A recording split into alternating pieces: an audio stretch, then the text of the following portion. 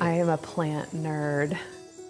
I mean, there's just so many different colors and varieties. It's hard not to be obsessed with flowers. Like, I think it stems from my early childhood and then just tending to things and growing plants. Adam and Jennifer O'Neill are the hardworking owners and talented gardeners of PepperHarrow Farm, a flower farm nestled in the hills of Madison County, Iowa. When we moved to the farm, we do what you do when you buy a farm. We grew vegetables and got a couple of goats and get bees and try and do everything under the sun. And Jen grew a garden of flowers that we took to the farmer's market. It really brought a lot of joy to people. And that was a big draw for us. Like we enjoy the joy, I guess, if that's redundant to say.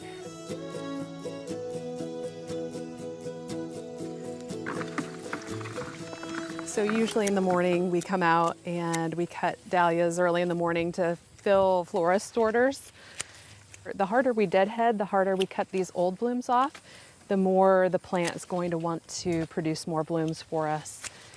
And it's important that we do this early in the week because then we'll have them for later in the week to be able to take them to farmer's market. We try and match the colors of the season. So in the spring, we have a lot of pastels and soft colors.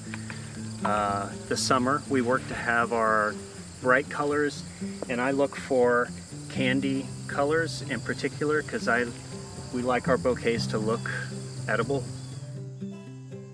This is called celosia. They also call it coxcomb. This is the stuff we have customers say this used to grow in their grandma's garden. And we like to grow old-timey, old-type flowers that people, when they look at it, it reminds them of memories that they had from growing up. Isn't that gorgeous? Ah, it looks like a lion's mane of hot pink. Our zinnias, they look a little beat up because we're actually done harvesting them, but we leave them up for the monarchs and the other butterflies that are migrating through.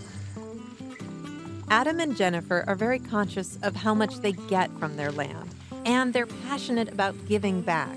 That's why parts of their property are set aside for natural or native habitat.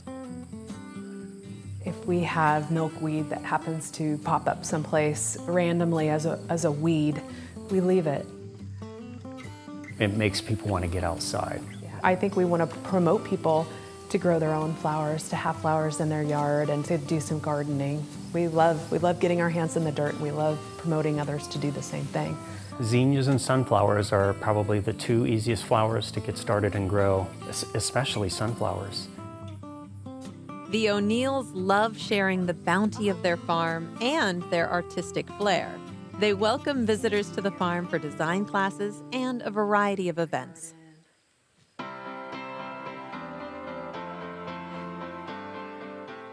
Don't feel like you have to have a massive garden to be able to go cut a beautiful bouquet. You could do something as simple as going out to your tree and cutting off a few small branches to stick in a vase.